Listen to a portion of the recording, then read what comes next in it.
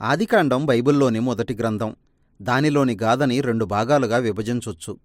1 నుండి 11 అధ్యాయాలు దేవుని గురించి, ఈ లోకం గురించి చెబుతాయి. తరువాతి భాగం 12 నుండి 50 అధ్యాయాలు.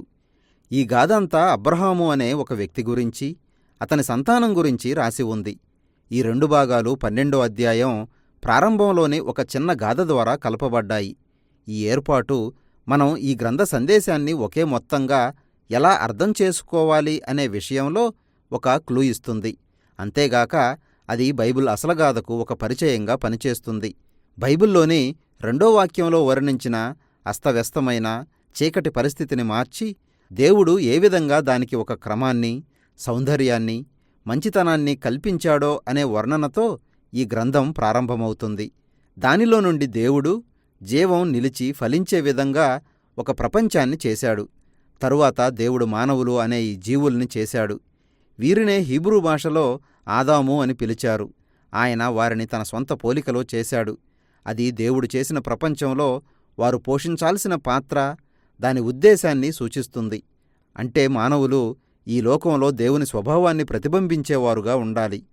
తన పక్షంగా వారు ఈ లోకాన్ని పాలించడానికి దేవుడు వారిని తన ప్రతినిధులుగా నియమించాడు. అంటే వారు దాని విషయంలో శ్రద్ధ తీసుకొని దాన్ని మరింత మెరుగుపరిచి ఫలభరితంగా దేవుని దీవెనకు పాత్రంగా చేయాలన్నమాట. ఇది ఈ గ్రంథానికంతటికీ కీలకమైన పదం. ఆయన వారికి ఒక తోటనిచ్చాడు. అక్కడి నుండి వారు ఈ కొత్త లోకాన్ని నిర్మించాలి. ఇక్కడ కీలకం ఏమిటంటే, ఆ పని ఏ విధంగా చెయ్యాలనే విషయంలో దేవుడు వారికి ఒక స్వేచ్ఛాపూర్వక ఎంపికనిచ్చాడు. ఆ తోటలో ఉన్న మంచి చెడ్ల తెలివినిచ్చే చెట్టే దానికి సూచన. అప్పటి వరకు ఏది మంచిదో, ఏది మంచిది కాదో దేవుడే నిర్ణయించాడు. అయితే ఇప్పుడు ఆయన మానవులకి ఆ గౌరవం, స్వేచ్ఛ ఇచ్చాడు. మరి వారు మంచి చెడుల విషయంలో దేవుని నిర్ణయాలను గౌరవిస్తారా, లేక తమకు దొరికిన స్వేచ్ఛతో మంచేదో చెడేదో తమకు తామే నిర్వచిస్తారా? వారు దేవునికి వ్యతిరేకంగా తిరుగుబాటు చేసి జీవానికి కర్త అయిన వానికి దూరమై మరణం కొని తెచ్చుకునే ప్రమాదం ఎక్కువగా కనిపిస్తుంది. దీనిని జీవమిచ్చే చెట్టు సూచిస్తుంది. 3వ అధ్యాయంలో ఒక విచిత్రమైన జీవి, అంటే ఒక పాము ఈ గాథలో ప్రవేశించింది. ఆ పామును గురించి పరిచయం ఏమీ ఇక్కడ కనిపించదు. మనకు తెలిసిందల్లా దేవుడు చేసిన సృష్టిలో అది ఒక భాగం. అది దేవునికి వ్యతిరేకంగా తిరుగుబాటు చేసిన ఒక జీవి అని, మానవులని కూడా అదేవిధంగా తిరుగుబాటులోకి నడిపించాలని చూసిందని మనకు తెలుస్తుంది. ఆ పాము ఆ చెట్టు గురించి, వారు తీసుకోవలసిన నిర్ణయం గురించి దేవునికి వ్యతిరేకంగా మరొక రకమైన మాటలు చెప్పింది. మంచి చెడులను గ్రహించడం వారిని చావుకు గురిచేయదని, వాస్తవానికి అది జీవానికి, వారు కూడా దేవునిలాగా అవడానికి ఒక మార్గమని అది చెప్పింది. ఇది చాలా విచారకరం. ఎందుకంటే మానవులు అప్పటికే దేవునిలాగా ఉన్నారు. దేవుడు వారిని తన పోలికలో చేశాడు. కానీ మానవులు దేవుణ్ణి నమ్మడానికి బదులు తమ స్వంత నిర్ణయానికి ప్రాధాన్యత ఇచ్చారు. తమ కోసం మంచి చెడులను గ్రహించే తెలివిని కోరుకున్నారు.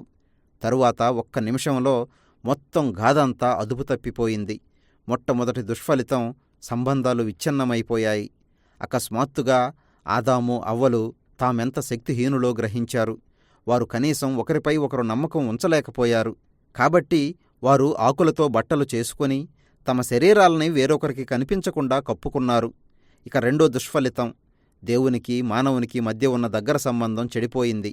కాబట్టి వారు పారిపోయి దేవుని నుండి దాక్కున్నారు.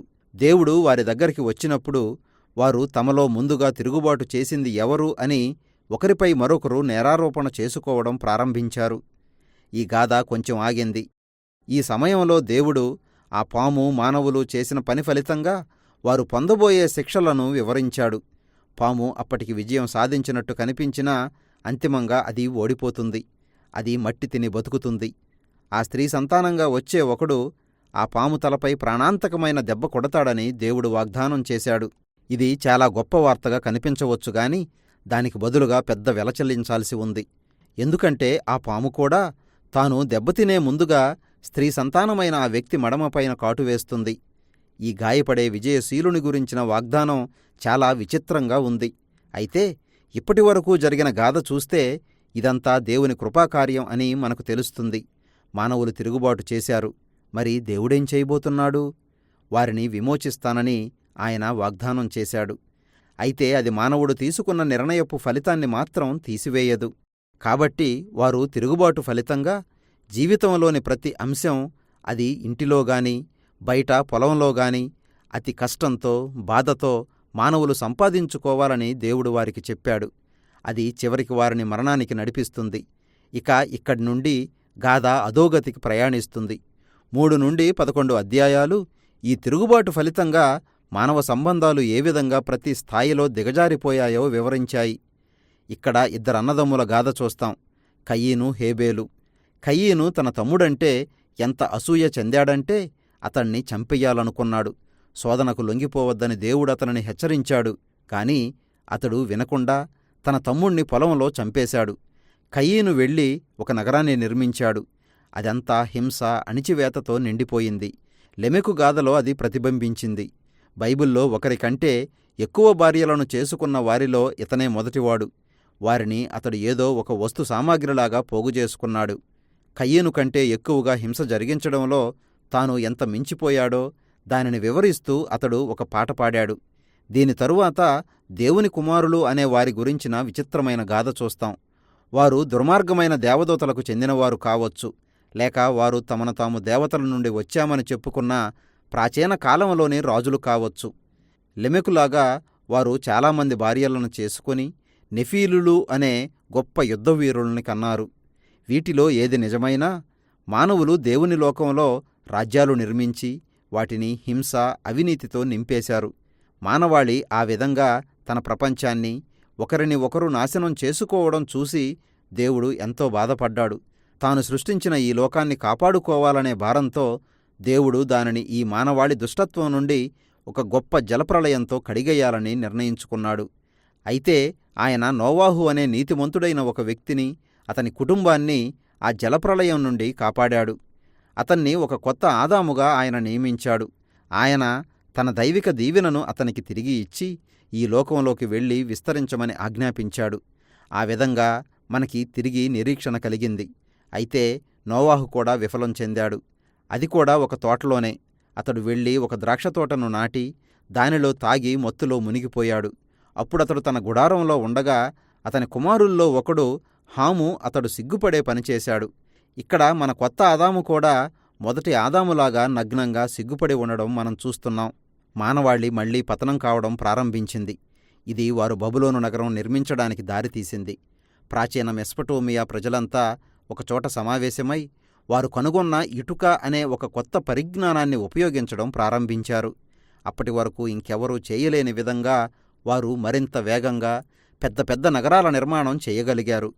వారు ఎత్తైన ఒక గొప్ప గోపురం కట్టి దేవతల దగ్గరికి చేరుకోవడం ద్వారా తమకి గొప్ప పేరు సంపాదించుకోవాలని నిర్ణయించుకున్నారు. అది మానవుల తిరుగుబాటుకి, వారి అహంకారానికి నిదర్శనం. తోటలో ప్రారంభమైన వారి తిరుగుబాటు పరాకాష్ఠకు చేరింది. కాబట్టి దేవుడు వారి గర్వాన్ని అణిచివేయడానికి వారిని చెదరగొట్టాడు. ఇక ఇక్కడ మనుషులు అనేక రకాల గుంపులుగా విడిపోయారు. అయినప్పటికీ వారు మొదటి నుండి ఉన్న తమ తీరును మార్చుకోలేదు. వారు మంచి చేయడానికి దేవుడెప్పుడూ వారికి అవకాశాలు ఇస్తూనే ఉన్నాడు. అయితే ఈ లోకం, దానిలోని మానవులు దానిని నాశనం చేస్తూనే ఉన్నారు. ఈ గాథలన్నీ మనకు చెప్పేది ఒకటే: దేవుడు మంచిదిగా సృష్టించిన ఈ లోకాన్ని మనం చెడ్డదిగా మార్చేశాం. ఎందుకంటే మంచేదో చెడేదో మనకై మనమే ఎన్నిక చేసుకోవడానికి నిర్ణయించుకున్నాం. కాబట్టి విచ్ఛిన్నమైన సంబంధాలు, కలహం, హింస, అంతిమంగా మరణంతో నిండిన ఈ లోకపు దుస్థితికి మనమే కారకులం అయ్యాం. అయితే ఇక్కడ ఇంకా నిరీక్షణ ఉంది. ఒకానొక రోజున స్త్రీ సంతానం నుండి ఒకరు వస్తారని దేవుడు వాగ్దానం చేశాడు. ఈ గాయపడిన విమోచకుడు పాపాన్ని, దాని మూలాన్ని ఓడిస్తాడు. అంటే మానవులు ఎంత దుర్మార్గులైనప్పటికీ ఈ లోకాన్ని దీవించి దానిని విమోచించాలని దేవుడు నిశ్చయించుకున్నాడు. ఇక్కడ మనకెదురయ్యే పెద్ద ప్రశ్న ఏమిటంటే, దేవుడు ఏం చేయబోతున్నాడు? ఈ భాగంలో కనిపించే ఒక వృత్తాంతం ఈ ప్రశ్నకి జవాబునిస్తుంది. ఆదికాండం 1 నుండి 11 అధ్యాయాలు చెప్పిన గాథని ఇప్పటి వరకు మనం చూశాం.